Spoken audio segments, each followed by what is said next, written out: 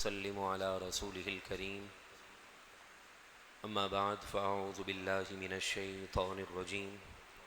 بسم الله الرحمن الرحيم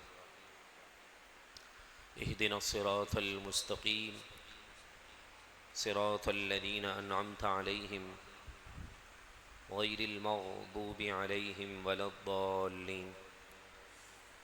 إن الله وملائكته يصلون على النبي يا أيها الذين آمنوا صلوا عليه وسلموا تسليما اللهم صل على سيدنا ومولانا محمد معدن الجود والكرم وآله وصحبه وبارك وسلم هو الحبيب الذي ترجى شفاعته لكل هول من الأهوال مقتحم يا من يشفع عند حضرة طه اشفع لنا يا أوجه الشفعاء نظرت إلى بلاد الله جمعا كخردلة على حكم اتصالی کیا دبے جس پہ حمایت کا ہو پنجہ تیرا شیر کو خطرے میں لاتا نہیں کتا تیرا یہی ہے آرزو کہ تعلیم قرآن عام ہو جائے ہر پرچم سے اونچا پرچم اسلام ہو جائے رب العالمین کا بے حد کرم اسی کا فضل اور اسی کی دی ہوئی توفیق سے قرآن مجید فرقان حمید سورۃ یوسف کی آیتیں اور اس کا درس اور اس سے ملنے والے پیغامات کو ہم سماعت کر رہے ہیں۔ دعا کیجیے اللہ رب العزت اس سورہ یوسف کی برکتیں ہم سب کو نصیب فرمائیں اور ہمیں قرآن مجید فرقان حمید کے لیے حقیقتاً وقت نکالنے کی توفیق عطا فرمائیں۔ سورہ یوسف کی آیت 67 سے آج کے درس کی ابتدا ہے، اور اس سے پچھلے درس میں ہم نے یہ بات سماعت کی تھی، پچھلے درس میں آخری لمحات میں، کہ جب حضرت یوسف علیہ السلام کو اللہ نے سلطنت عطا فرما دی اور آپ نے غلے کی تقسیم شروع کی، تو آپ کے بھائی بھی آپ سے غلہ لینے کے لیے آئے، تو آپ نے باتوں باتوں میں ان سے گھر کے سارے حالات پوچھ لیے، جبکہ آپ کے بھائی آپ کو پہچان نہ سکے تھے، لیکن آپ نے انہیں پہچان لیا تھا، اور یہ بھی کہا کہ اگلی دفعہ جب تم آؤ میرے پاس اگلے سال غلہ لینے کے لیے، تو اپنے جو تمہارا 11واں بھائی ہے اس کو بھی ساتھ لے کر ضرور آنا، تاکہ جب آئندہ سال تم میرے پاس آؤ تو تمہیں ایک غلہ اونٹ کا بوجھ اضافی دیا جائے۔ اور آپ نے انہیں اپنے پاس اگلے سال بلانے کے لیے ان کی لائی ہوئی قیمت بھی ان کی بوریوں میں رکھ دیے، تاکہ جب گھر جا کر وہ کھولیں اور انہیں اپنی معاوضہ قیمت نظر آئے تو وہ شاید پلٹ کر واپس آئیں۔ جب یہ بھائی حضرت یعقوب علیہ السلام کے پاس پہنچے تو انہوں نے ساری بات بتا دی کہ جو سلطنت کے حاکم ہیں انہوں نے ہم سے یہ کہا ہے کہ اگلے سال نہیں آؤ گے بھائی کو لے کر، یعنی اگلے سال تم اپنے جو 11واں بھائی ہے اس کو لے کر نہیں آؤ گے تو میں تمہیں غلہ نہیں دوں گا، تو لہذا آپ آئندہ سال ہمیں غلہ لینے کے لیے جب بھیجیں تو بھائی کو بھی ساتھ ضرور بھیجیے گا۔ تو آپ نے فرمایا میں تم پر کیسے یقین کر لوں جب تک تم مجھے اللہ کی قسم نہ دے دو، حالانکہ تم پر میں نے اعتبار اس سے پہلے بھی کیا تھا، یوسف کے معاملے میں تم نے کوتاہی کی۔ تو پھر بھائیوں نے اپنے والد کے حکم پر قسم کھائی اور کہا کہ ہم اس بات کی ضمانت لیتے ہیں کہ آپ کے پاس آپ کے بچوں کو لے آئیں گے۔ پھر اس کے بعد جب اگلا سال آیا تو حضرت یعقوب علیہ السلام نے اپنے بچوں کو بلایا، اور اپنے بچوں کو بلانے کے بعد کہا کہ دیکھو جو تمہاری تقدیر میں ہے نا وہ تو ہو کر رہے گا، تقدیر کے علاوہ انسان کچھ بھی نہیں کر سکتا، جو انسان کے مقدر میں ہے، جو لکھ دیا رب کی طرف سے، حکمتوں والے بادشاہ کی طرف سے، وہ حکمت والی بات تمہاری زندگی میں آ کر رہے گی، مگر احتیاط ہمارے اوپر لازم ہے۔ یہ نہیں کہ اگر تقدیر میں لکھا ہے کہ نقصان ہونا ہی ہے تو ہم نقصان سے بچنے کے احتیاطیں اور اس کی تدابیر نہ اپنائیں، بلکہ یہ نادانی ہوگی کہ جب اگر تقدیر میں اللہ کی طرف سے امتحان آزمائش ہے تو ہم کوشش کریں کہ اس آزمائش تک نہ پہنچیں، اور جب مقدر میں ہے تو وہ آ کر رہے گی، اور جو مقدر میں لکھی ہوئی چیز ہوتی ہے اس سے نکلنے کے اسباب بھی رب ہی عطا فرماتا ہے۔ تو آپ نے اپنے بھائیوں آپ نے اپنے بچوں سے کہا کہ جب تم بادشاہ کے دربار میں جاؤ، حاکم کے دربار میں جاؤ، تو ایک دروازے سے داخل مت ہونا کہ تم سب خوبصورت بھی ہو، جوان بھی ہو، طاقتور بھی ہو، اللہ نے تمہیں حسن بھی دیا، اللہ نے تمہیں جمال بھی دیا، اللہ تبارک و تعالی نے تمہیں جو ہے وہ طاقت اور قوت اور قدآور جسامت بھی عطا کی ہے، تو ایک دروازے سے داخل نہ ہونا، اس لیے کہ اگر تم ایک دروازے سے داخل ہوگے تو تم ایک مکمل جماعت ہو سکتا ہے کہ کسی کی نظر تمہیں لگ جائے۔ نظر تو برحق ہے، نظر ماں باپ کی بھی لگ جاتی ہے، بہن بھائیوں کی بھی لگ جاتی ہے، دوستوں کی بھی لگ جاتی ہے۔ نظر سے بچنے کا وظیفہ کیا ہے؟ حدیث پاک میں اللہ کے نبی علیہ الصلاۃ والسلام نے نظر سے بچنے کا وظیفہ جو عطا فرمایا، اگر انسان اس کو کر لے تو یقیناً اب اسے چاہیے کہ وہ اس بات پر یقین رکھے کہ میری نظر کی کاٹ ہو چکی ہے۔ اول آخر تین تین مرتبہ درود پاک، اور 7 مرتبہ سورۃ القلم جو کہ 29ویں پارے میں ہے، سورہ ملک کے بعد والی سورت، اس کی آخری 2 آیتوں کی تلاوت 3 مرتبہ کر لے، 7 مرتبہ کر لے، یہ زیادہ بہتر ہے کہ 7 مرتبہ صبح و شام پڑھ کر اپنے اوپر دم کر لے، تو انشاءاللہ اس وظیفے کی برکت سے اللہ تعالیٰ اسے ہر قسم کی نظر سے محفوظ فرما دے گا۔ وہ آیت وَإِن يَكَادُ الَّذِينَ كَفَرُوا لَيُزْلِقُونَكَ بِأَبْصَارِهِمْ لَمَّا سَمِعُوا الذِّكْرَ وَيَقُولُونَ إِنَّهُ لَمَجْنُونٌ وَمَا هُوَ إِلَّا ذِكْرٌ لِلْعَالَمِينَ۔ 2 آیتیں ہیں مختصر۔ اس کے علاوہ جو ہمارے علماء کرام نے احادیث سے جو وظائف نکالے ہیں، ان میں سے ایک وظیفہ نظر بد سے بچنے کا یہ بھی ہے کہ انسان آیت الکرسی اور آخری جو صورتیں ہیں ان میں 4 کل موجود ہیں، قل یا ایھا الکافرون، قل ھو اللہ احد، قل اعوذ برب الفلق، قل اعوذ برب الناس، یہ چاروں قل درود پاک اول آخر پڑھ کر اپنے اوپر دم کر لے، اپنے بچوں پر دم کر لے، تو انشاءاللہ نظر بد سے اس کی حفاظت ہوگی۔ تو آپ نے اپنے بچوں کو نظر بد سے نہ لگ جائے، اس وجہ سے آپ نے یہ کہا کہ جو تمہارے مقدر میں ہے وہ تو ہو کر رہے گا، لیکن تم احتیاط اس طرح کرنا کہ ایک دروازے سے داخل نہ ہونا۔ قرآن نے ارشاد فرمایا وقال یا بنی جا، حضرت یعقوب علیہ السلام نے اپنے بچوں سے فرمایا لا تدخلوا من باب واحد، تم شہر میں بادشاہ کے پاس ایک دروازے سے مت داخل ہونا، وادخلوا من ابواب متفرقہ، متفرق جدا جدا الگ الگ دروازوں سے تم ان کے پاس آنا، وما اغنی عنکم من اللہ من شیء، اور اللہ کی تقدیر میں سے جو کچھ بھی لکھ دیا گیا اس سے تمہیں کوئی بچا نہیں سکتا، ان الحکم الا للہ، فیصلہ تو صرف اللہ کا ہے، علیہ توکلت، پھر آپ نے فرمایا کہ میں نے اسی کی ذات پر بھروسہ کیا، وعلی اللہ فلیتوکل المتوکلون، اور اسی پر ہر توکل کرنے والے کو بھروسہ کرنا چاہیے۔ ولما دخلوا من حیث امرهم ابوہم، اور جب وہ داخل ہوئے جہاں سے ان کے والد نے انہیں داخل ہونے کا حکم دیا تھا، یعنی الگ الگ دروازے سے داخل ہوئے، ما کان یغنی عنہم من اللہ من شیء الا حاجۃ فی نفس یعقوب قضاها، تو قرآن نے فرمایا کہ اللہ کی تقدیر سے انہیں کچھ نہ بچا سکتا تھا مگر حضرت یعقوب نے اپنے دل کی ایک خواہش کو پورا کرنے کے لیے اپنے بچوں کو یہ مشورہ دیا جو انہوں نے وہ اپنی خواہش پوری کر لی۔ وَإِنَّهُ لَذُو عِلْمٍ لِمَا عَلَّمْنَاهُ، اور بے شک وہ علم والے ہیں اس وجہ سے کہ ہم نے انہیں علم دیا ہے، وَلَكِنَّ أَكْثَرَ النَّاسِ لَا يَعْلَمُونَ، لیکن اکثر لوگ علم والوں کا مقام نہیں جانتے ہیں۔ آج بھی یہی ہے کہ اللہ نے جسے مرتبہ اور مقام دیا، آپ کا کام ہے کہ آپ اس کے مقام کو، مرتبے کو تسلیم کریں، اور مقام و مرتبہ اللہ والوں کے دربار سے ہی حاصل ہوتا ہے۔ سیدنا شیخ عبدالحق محدث دہلوی رحمۃ اللہ تعالی علیہ فرماتے ہیں، اور بھی دیگر اللہ کے پیاروں کے یہ اقوال اس سے ملتے جلتے ہیں۔ آپ فرماتے ہیں کہ اب ولایت اسی بندے کو نصیب ہوگی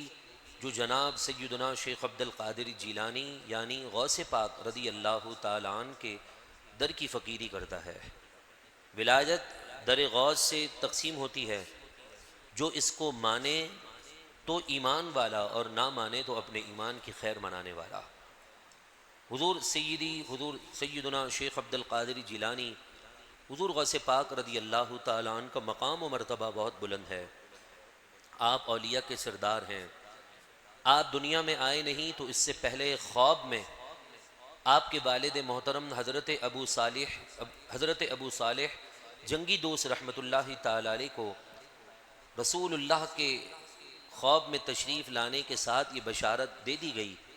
کہ آپ رضی اللہ تعالی عنہ کے خواب میں حضور تشریف لائے اور بشارت دی کہ تمہیں وہ اللہ بیٹا عطا فرمانے والا ہے جس کا مرتبہ اور مقام اولیاء کے درمیان ایسا ہوگا جیسا اللہ نے مجھے مرتبہ انبیاء کے درمیان عطا فرمایا ہے، کہ سارے انبیاء میں سب سے افضل نبی ہمارے آقا ہیں، اور سارے اولیاء میں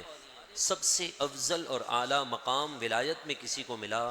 تو وہ شہنشاہ بغداد حضور غوث پاک رضی اللہ تعالیٰ عنہ کو حاصل ہے۔ آپ سے پوچھا گیا کہ آپ ولی کب بنے؟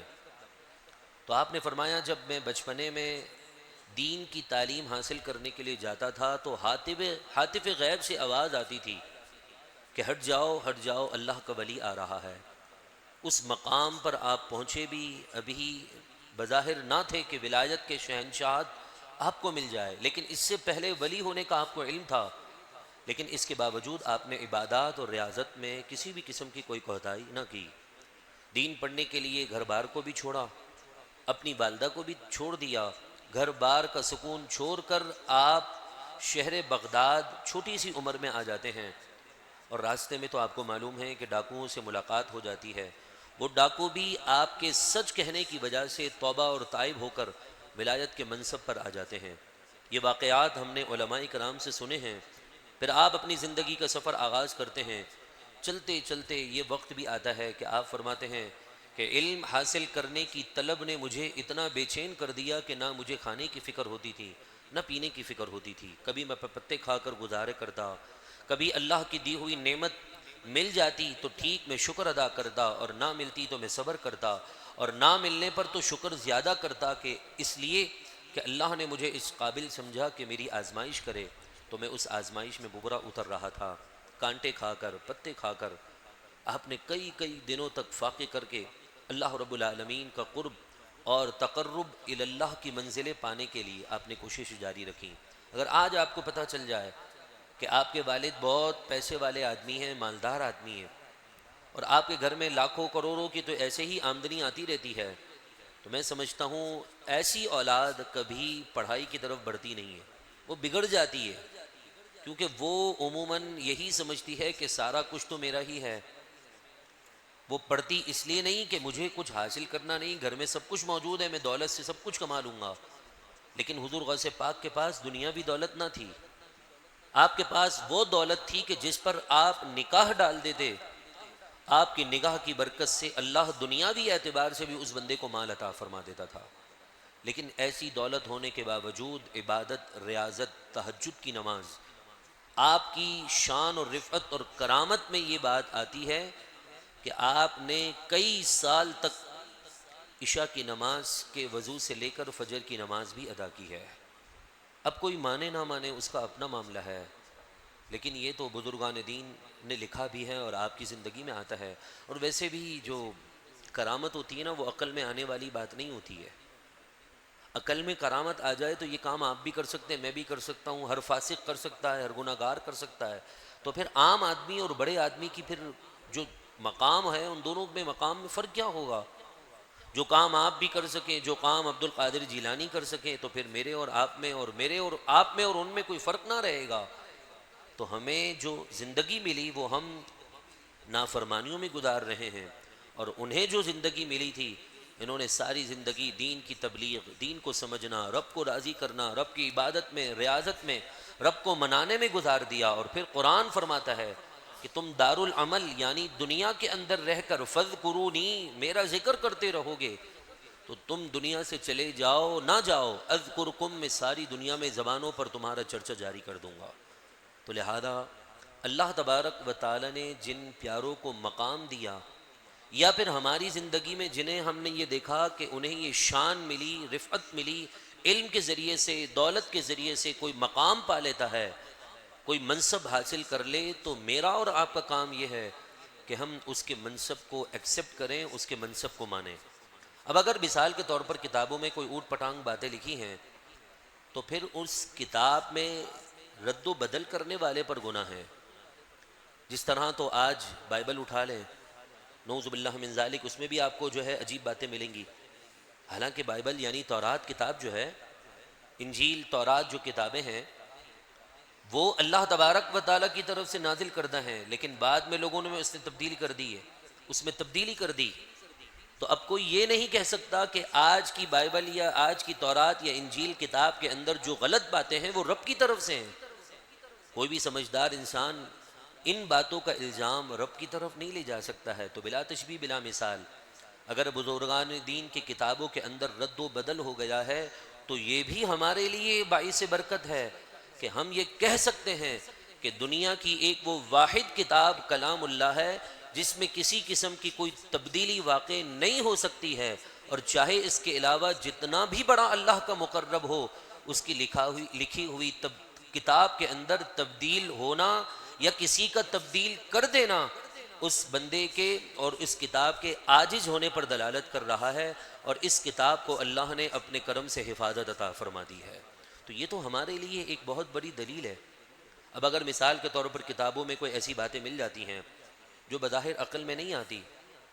آپ چھوٹے سے بندے، میں چھوٹا سا بندہ، میری عقل میں اور اس بندے کی عقل میں اور آپ کی عقل میں نہیں آتی کہ یار اتنا بڑا آدمی یہ بات کیسے کہہ سکتا ہے، تو میرا آپ سے سوال ہے، ہم نے ساری زندگی گناہوں میں بسر کر رہے ہیں، ہمیں یہ بات سمجھ میں آ رہی ہے، تو جنہوں نے 99 لاکھ لوگوں کو مسلمان کیا ہوگا انہیں نہیں پتا ہوگا کہ یہ بات کہنی چاہیے کہ نہیں کہنی چاہیے۔ یقیناً جب مجھے اور آپ کی چھوٹی سی عقل میں یہ بات گھس رہی ہے تو وہ اپنی زبان میں کبھی ایسا لانے کا سوچ بھی نہیں سکتے ہیں۔ تو بعد میں کسی نے اس کتاب میں اگر رد و بدل کیا ہے تو قصور اس کا ہے، نہ کہ ان پیاروں کا۔ ان کے توسل سے تو اللہ نے ایمان دیا ہے، ورنہ ہم بھی کسی ہندو کے گھر میں پیدا ہو کر کسی بت کے آگے گرے پڑے ہوتے۔ یہ تو اللہ رب العالمین کا کرم ہے نا، کہ آپ پنجاب کی سرزمین کو دیکھ لیں، آج سے اگر آپ 1100 سال 1000 سال پہلے چلے جائیں تو پنجاب کی سرزمین پر سارے جتنے بھی گجر برادری کے لوگ تھے سب کیا تھے؟ کوئی کس کے آگے جھکا ہوا تھا، کوئی کس کے آگے جھکا ہوا تھا۔ وہ تو احسان ہے داتا علی حجویری کا کہ سب سے بچا کر ایک وحدہ لا شریک کے آگے جھکنے پر مجبور کر دیا، ساروں کو وہاں جھکا دیا۔ ہندوستان کی سرزمین پر دیکھ لیں تو ہم سے جہاں ایک خاندار نہیں سدھارا جا رہا ہوتا، ہم اپنی اولاد کی صحیح تربیت نہیں کر سکتے، وہاں خواجہ خواجگان خواجہ غریب نواز رحمۃ اللہ تعالی علیہ نے 99 لاکھ لوگوں کو مسلمان کر دیا، ان کا ایمان بچا لیا۔ ادھر ادھر بھٹکنے سے بہتر ایک رب کے دربار میں لا کر کھڑا کر دیا، اس سے بہتر اور ہمارے اوپر ان کا کیا احسان ہوگا۔ تو یہ بزرگان دین کی تعلیم ہے۔ اور آپ کو معلوم ہے، پورا قرآن اٹھا کر دیکھیے، پوری حدیث پاک کا ذخیرہ اٹھا کر دیکھیے، تقریباً 5000 سے زیادہ قرآن کی آیتیں اور 7 لاکھ سے زیادہ احادیث کا ذخیرہ، یہ تمام کا تمام پڑھنے کے بعد آپ اس نتیجے پر پہنچیں گے کہ اللہ تبارک و تعالی نے اعلان جنگ صرف 2 معاملات میں کیا ہے، کہ میں اس بندے سے جنگ کا اعلان کرتا ہوں۔ 2 بندوں کے متعلق اللہ نے جنگ کا اعلان کیا، ایک جس کا ذکر سورۃ البقرہ کی آخری آیتوں میں موجود ہے کہ سود کھانے والا، سود کا معاملہ لین دین کرنے والا اور سود کے معاملات میں آگے بڑھنے والا، گویا وہ اپنے ماں کے ساتھ گناہ بھی کر رہا ہے اور اللہ سے اعلان جنگ بھی کر رہا ہے، اس قدر وعید۔ اور دوسرا، پوری دین اسلام کی تاریخ میں یہ اعلان صرف اور صرف اللہ تبارک و تعالی نے اولیاء کی شان اور مقام کو سمجھانے کے لیے کیا۔ اور کہا کہ من عاد لی ولیجن فقد آذنتہ بالحرب، جو میرے کسی ایک ولی سے بھی دشمنی رکھتا ہے میں اس سے اعلان جنگ کرتا ہوں۔ رب سے اعلان جنگ کا مطلب شاید آپ نہ سمجھ پائے ہوں، میں آپ کو اشارتاً ایک جملے میں سمجھا دوں کہ جسے اللہ جنگ کا اعلان کر دے نا، اس کا مال ختم نہیں ہوتا، اس کا مال نہیں ڈوبتا کہ صبح اٹھتا ہے تو فیکٹری جل گئی، گھر بار جل گیا، بچے اس سے چلے گئے، سب کچھ برباد ہو گیا۔ نہ، بسا اوقات رب جس سے اعلان جنگ کرتا ہے نا، اسے دولت اور دے دیتا ہے کہ ٹھیک ہے اس میں مست رہ تو۔ جس سے رب اعلان جنگ کرتا ہے، اللہ تعالیٰ اپنے خاص پسندیدہ دین اسلام کی نعمت اس سے چھین لیتا ہے۔ صحیح عقیدے کے ساتھ اسے کلمہ نصیب نہیں ہوتا۔ تو لہذا ہمیں چاہیے کہ ہم اللہ والوں کی شان میں زبان کھولنے کے بجائے ہم ان کی عظمت اور رفعت کو ماننے والے ہو جائیں، تو جو ان سے دشمنی رکھے وہ اللہ سے اعلان جنگ کرے، تو یقیناً جو ان سے محبت کرے وہ رب کا بھی محبوب ہو جاتا ہے۔ لہذا اس بات کو سمجھنا ہوگا۔ بابے تے کوئی شے نہیں، یہ جملے بڑے بے ادبی پر مشتمل ہیں۔ آج دیکھ لیجئے، بابے کوئی شے نہیں، یہ زبان پر رٹے لگانے والا انسان خود آج جو ہے وہ خود محتاج ہو رہا ہے۔ سمجھ کی بات ہے۔ اللہ تبارک و تعالیٰ نے جسے مقام دیا اس کے مقام کو ماننے میں عافیت ہے، اس کے مقام کو ماننے میں ہی ہماری زندگی کی بقا اور خوشیاں ہیں۔ ورنہ یاد رکھیے گا ایک دن وہ بھی آتا ہے کہ لوگ اپنے ماں باپ کے بھی خلاف ہو جائیں گے نا، تو پھر ہوگا یہی کہ اولاد کو در بدر کر دیا جائے گا۔ جو اپنے ماں باپ کا فرما بردار نہیں ہے نا، بدتمیزی کرتا ہے، معاشرہ اس کو دکھا دیتا ہے کہ تیری حیثیت کتنی ہے۔ تو جو ماں باپ کے مقام کو ماننے سے منکر ہو جائے، ان کا احترام نہ کرے، دنیا اسے اس کا مقام اور اس کی حیثیت یاد دلا دیتی ہے، یوں کہہ لیجئے دنیا اسے اس کی اوقات یاد دلا دیتی ہے۔ تو جن پیاروں کے توسل سے اللہ نے کافی لوگوں کے خاندان کو ایمان کی دولت دی، ان کے بارے میں زبان کو کھولنا، تو پھر بہت جلد اللہ اس کی نسلوں کو اس کی اوقات یاد دلا دے گی۔ اللہ رب یاد دلا دیتا ہے۔ دعا کیجیے اللہ تبارک و تعالی ہم سب کو بزرگان دین کی نسبت کا احترام کرنے کی توفیق عطا فرمائیں۔ اسی نسبت اور اصالے ثواب کے لیے کل عشاء کی نماز کے فوراً بعد ہماری اسی مسجد میں 11ویں شریف کے حوالے سے خصوصی نشست کا اہتمام ہے۔ میں آپ سے گزارش کروں گا کہ کل پرسوں چھٹی کا دن بھی ہے، چھٹی کی رات ہے، وقت ضائع مت کیجیے۔ روزانہ کی بنیاد پر جاری درس قرآن پاک میں بھی 15 منٹ آدھا گھنٹہ ضرور تشریف لائیں۔ ایک رکوع تو سننے میں آپ کامیاب ہو ہی جائیں گے۔ دعا کیجیے اللہ تعالی ہم سب کو عمل کی توفیق عطا فرمائیں۔ آنے والی جمعرات کو انشاءاللہ ہماری اسی مسجد میں جو درس قرآن پاک کا سلسلہ جاری ہے، اس میں اسی مسجد کے سابقہ امام حضرت علامہ مولانا مفتی عبد الرحمن قادری صاحب انشاءاللہ اپنے مخصوص انداز میں اگلی جمعرات کو درس قرآن پاک دیں گے۔ آپ تمام احباب سے شرکت کی درخواست۔ وآخر دعوانا ان الحمدللہ رب العالمین۔